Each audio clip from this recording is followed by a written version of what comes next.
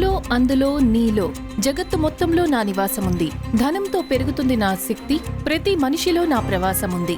నేను నా రంగును చూపిస్తే మహాజ్ఞానుల బుద్ధి కూడా తింటుంది గడ్డి.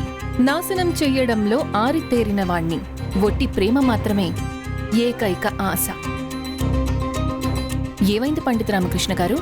ఎంతో కఠినంగా అనిపిస్తోందా? లేదు లేదు, మరీ అంత కఠినంగా ఏమీ లేదు.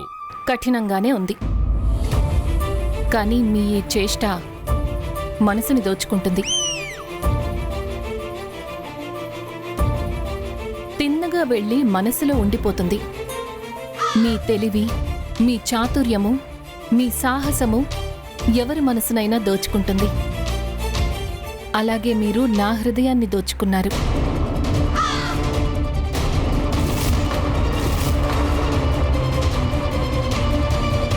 మీ రూపము నా నేత్రాలలో నిలిచిపోయింది రామాగారు. నేను ఎవరి దగ్గర ఏది దాచిపెట్టను. ఇవాళ ఈ రాజ్యసభలో నేను చెప్పాలనుకుంటున్నాను, ఈ రోజు వరకు నాకు ఏ పురుషుడు కూడా దొరకలేదు నా హృదయంలో నివసించేవాడు. అది నా హృదయంలో నిలిచిపోయింది. కానీ మీరే మొదటి పురుషుడు. అవును, మీరే ఆ మొదటి పురుషుడు. నా మనసులో నిలిచిపోయారు.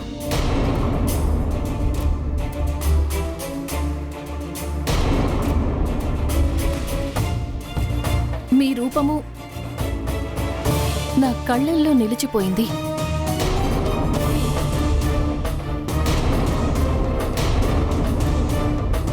మీరు గనుక నా పొడుపు కథల్లో ఒక్కదానికి తప్పు సమాధానం చెప్పినా మీరు విజయనగరాన్ని ఓడిపోతారు.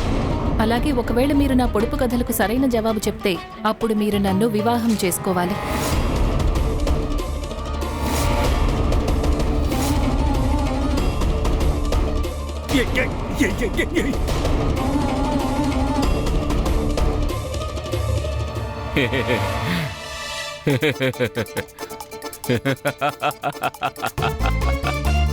ఈ పండిత రామకృష్ణకు అసలేమైంది?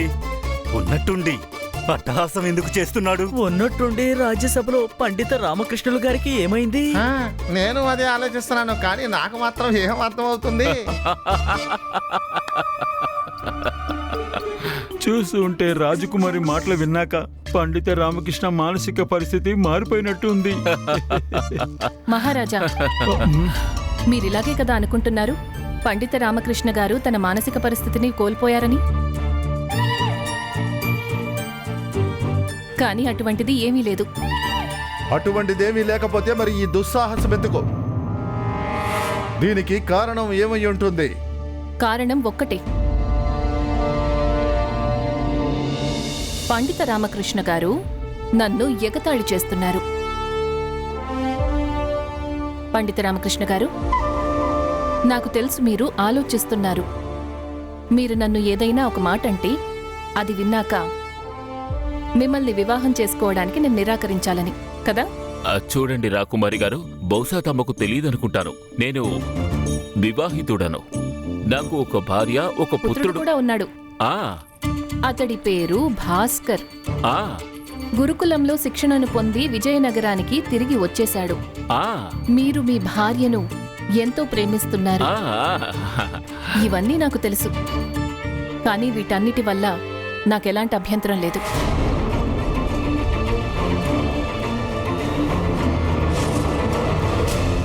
నాకేమీ అర్థం కావట్లేదు. రాజకుమారికి పండిత రామకృష్ణలో అసలు ఏం కనిపించింది? నాలో ఏం కనిపించలేదు.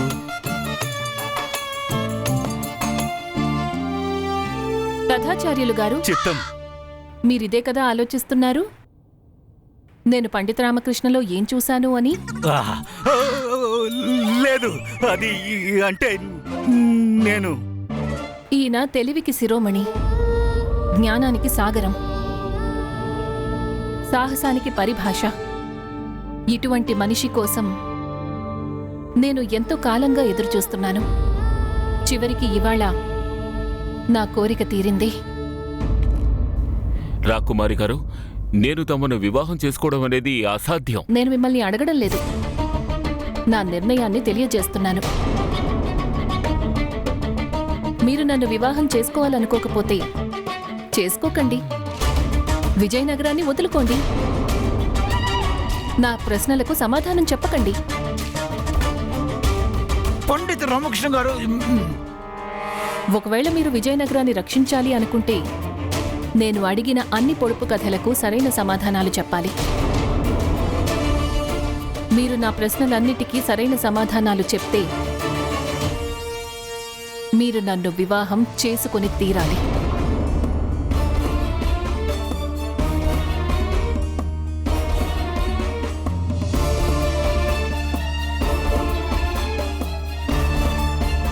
ఇక నిర్ణయం మీ చేతుల్లోనే ఉంది.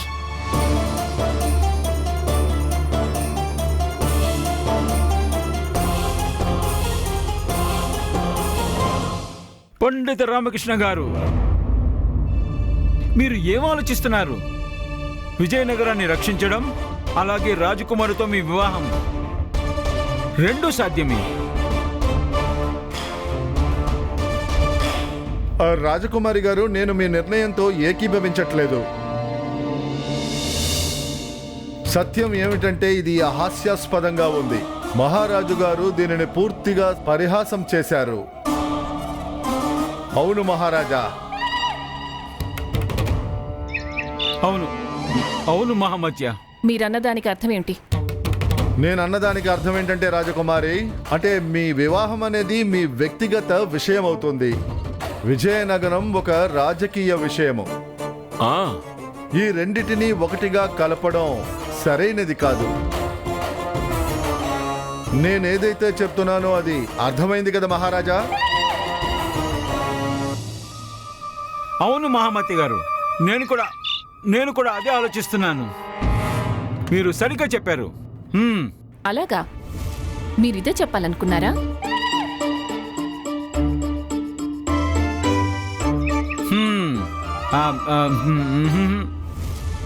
మహామాత్యులు గారు, వ్యక్తిగతం అలాగే రాజకీయ ఆలోచనలు నాకు మీకంటే ఎక్కువ ఉన్నాయి. అందుకని నాకు శిక్షణ ఇచ్చే ప్రయత్నం చేయకండి. ప్రేమలో ఎటువంటి నియమము పనికిరాదు. అన్నట్టు మీరు విజయనగరానికి మంచి కోరుకుంటే మీరు స్వయంగా పండిత రామకృష్ణని నన్ను వివాహం చేసుకోమని చెప్పేవారు.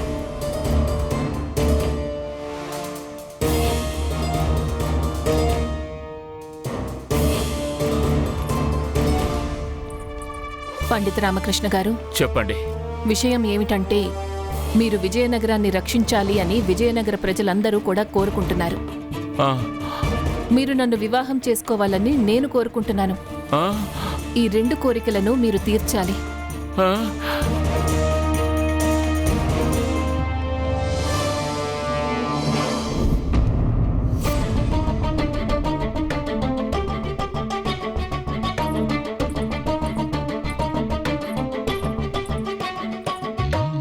మీ సమయం ప్రారంభమవుతుంది ఇప్పుడు.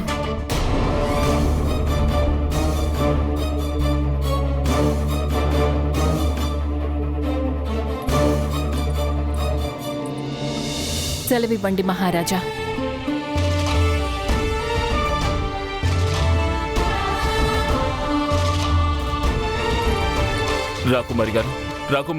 రాకుమారి గారు, నేను చెప్పేది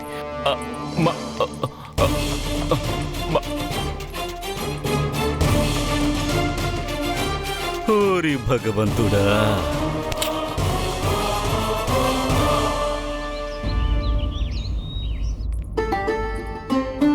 శుభాకాంక్షలు రాజకుమారి.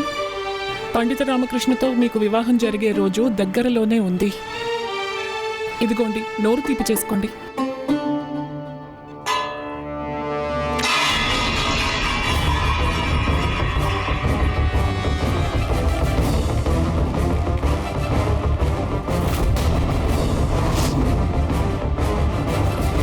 మీరు అదృష్టవంతులు. అందుకే నా ముందు ప్రాణాలతో ఉన్నారు. మీ స్థానంలో ఇంకొకరెవరైనా ఉండుంటే నా అంగరక్షకులు వారి తలను ఎప్పుడో వేరు చేసి ఉండేవారు. ఎవరికి 4 వైపులా కత్తులు ఉంటాయో, ఎవరినైతే అంగరక్షకులు చుట్టుముడతారో వాళ్లకు ఎవరైనా సవాళ్లు విసరొచ్చు రాజకుమారి. గొప్పతనం ఎప్పుడుంటుందంటే 2 యోధులుండాలి, కత్తులు కూడా 2 ఉండాలి.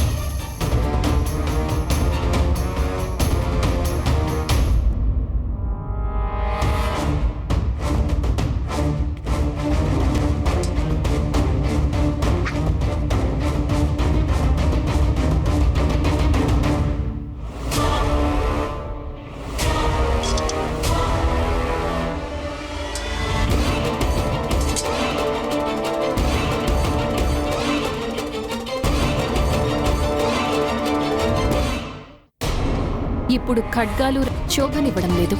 యోధులు కూడా 2. పొడుపు కథలు అడిగే రాజకుమారి చేతిలో ఖడ్గమా? పొడుపు కథలను తెలివితేటలతో అడుగుతారు. ఇక ఖడ్గాని పట్టుకోవడానికి సాహసం అవసరము. ఈ రెండిటి లోటు నాలో ఏమాత్రం లేదు.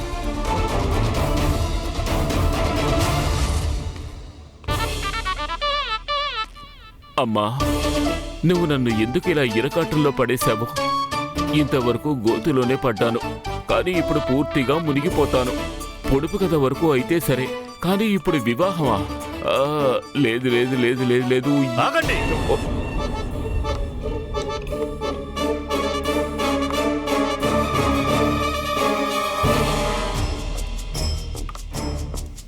ఓరిని, నేను నాన్నను కాదు భాస్కరుణ్ణని తాతకు అనుమానం కలగలేదు కదా?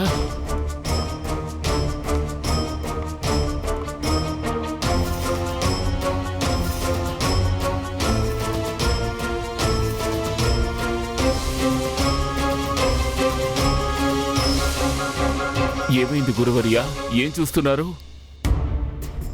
ఇంతవరకు నాకు కనిపించనిది. ఏమిటది? ఈ రోజు వరకు నా దగ్గర దాగి ఉన్నది. ఏంటి గురువర్యా, ఏంటి? ఏముంది? మీరు. అరే ఏంటది పండిత రామకృష్ణ, ఇంతవరకు మీలో నాకు కనిపించినది రాజకుమారికి ఏం కనిపించింది? ఓ అదా విషయం. చూడండి గురువర్యా, తమకు తెలివి ఉంది, రూపం ఉంది, ఆకర్షణీయమైన వ్యక్తిత్వం ఉంది, కానీ తమ పిలక అది నల్లగా లేదు, తెల్లగా ఉంది. నా పిలకను చూడండి, ఇది పూర్తిగా నల్లగా ఉంది. ఇకపోతే కన్యలకు నల్లని కేశాలే నచ్చుతాయి, తెల్లనివి కాదు. మీరు ఆ చిరు యవ్వనం మూలికలు తింటే మీ శిరోజాలు నల్లగానే కదా ఉంటాయి. గుర్తు పెట్టుకోండి పండిత రామకృష్ణ, మీరు నాకు ఆ మూలికలను ఇవ్వకుండా నాకు చాలా అన్యాయం చేస్తున్నారు. ఆ మూలికలను నాకు ఇవ్వచ్చు కదా. చింతించకండి గురువర్యా, రాకుమారితో వివాహం తరువాత నేను వాటిని మీకు అవశ్యం ఇస్తాను. ఇక నేను సెలవు తీసుకుంటాను. ప్రణామాలు.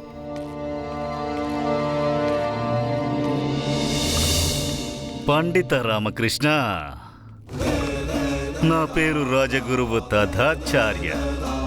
మీరు నాకు మూలికలు ఇవ్వకపోయినా అప్పుడు కూడా మీ వివాహానికి ముందు నేను రాజకుమారిని ఎలా ప్రభావితం చేస్తానంటే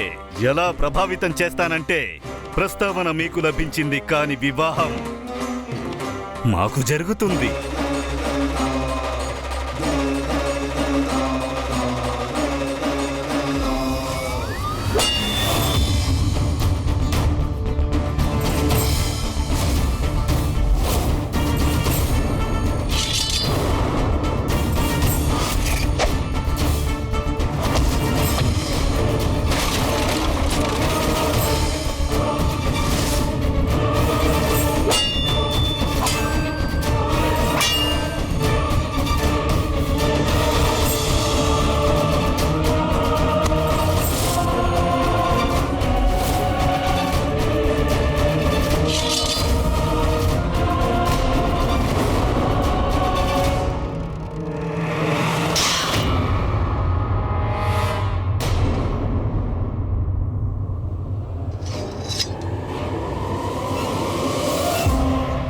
మహామత్య, మీరు ఈమె ప్రాణాలు కాపాడాలనుకుంటున్నారా? ఈమె మన పన్నాగాని నాశనం చేస్తోంది. ఈమె మన శత్రువుని వివాహం చేసుకోవాలనుకుంటోంది. ఇవాళ ఏదైతే తప్పుని మీరు ప్రదర్శించారో అలా మళ్ళీ చేయకండి. మహామత్య మీరు ఈమె మన అతిథిని మర్చిపోవద్దు. అలాగే మహారాజు జాంబవంతుడు సుపుత్రి, ఆమె ప్రతి నిర్ణయాన్ని మనం గౌరవించాలి. అర్థమైందా లేక కాలేదా? రాజకుమారి గారు, నేను మహారాణి గారి తరపున మిమ్మల్ని క్షమాపణ కోరుతున్నాను. మీరు నిశ్చింతగా ఉండండి, మేమందరం మీకు తోడుగా ఉన్నాం. రండి మహారాణి.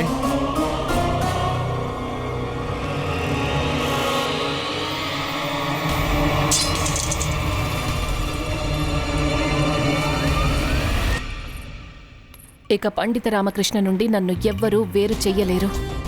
నేను వారిని వివాహం చేసుకోకుండా ఎవ్వరూ ఆపలేరు.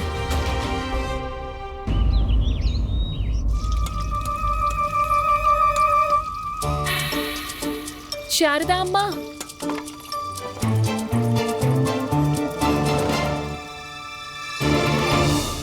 ఏమైంది? శారదా అమ్మా, మీరు ఏమాత్రం కంగారు పడకండి. మీకు ఎవరు తోడుగా ఉన్నా లేకపోయినా నేనెప్పుడూ మీకు తోడుగా ఉంటాను. రామగారు మీ పట్ల ముఖం చాటేసినా అప్పుడు కూడా, అలాగే ఈ ఇంట్లో మీకు చోటు లేకపోయినా అప్పుడు కూడా. వెంకటేశ్వర, చెప్తాను చెప్తాను అంతా చెప్తాను. ఏం జరిగిందంటే అది నా పొడుపు కథల్లో మీరు ఒక్కదానికి సరైన సమాధానం చెప్పకపోయినా మీరు విజయనగరాన్ని కోల్పోతారు. ఒకవేళ నా పొడుపు కథలకు సరైన సమాధానం చెప్తే మీరు నన్ను వివాహం చేసుకోవాలి.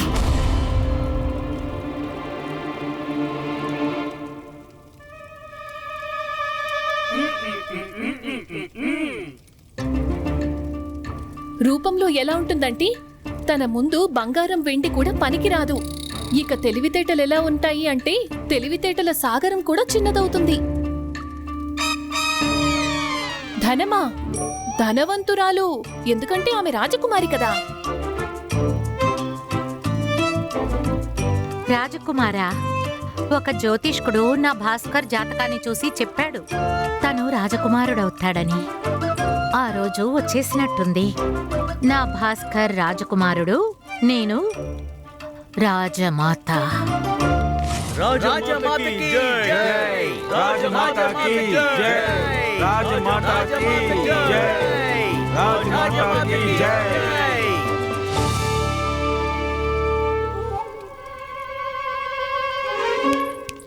శారదామ్మ, ఏం ఆలోచిస్తున్నారు? ఏమైంది మీకు? హా?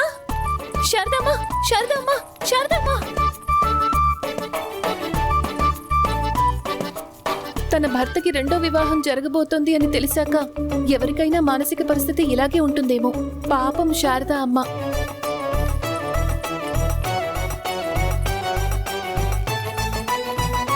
తనకేమైంది? క్షమించండి రామాగారు, నాకు అస్సలు తెలీదు. మీ రెండవ వివాహం సూచన తెలుసుకుని ఈమె ఇలా అయిపోతారు అని. అరే, ఇదిగో శారదామ్మా.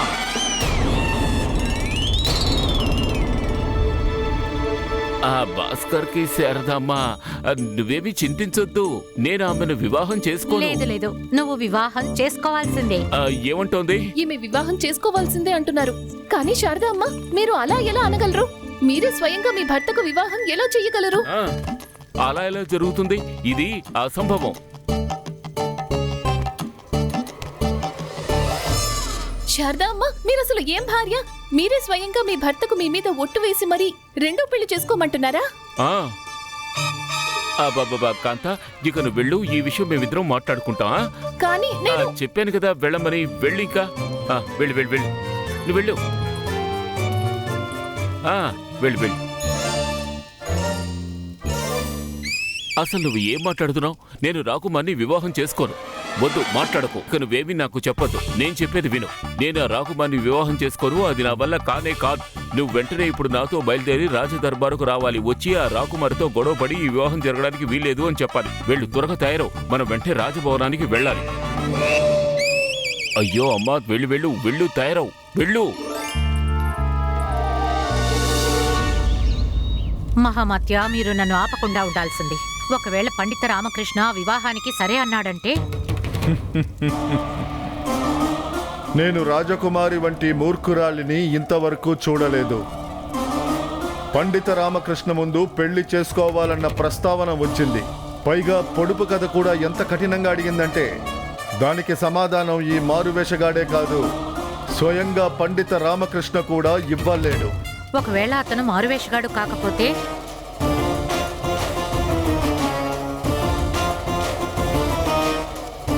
మరీ అంతగా ఆలోచించకు, తర్వాత నేను ఆలోచించేసరికి ఆలస్యమైపోతుంది.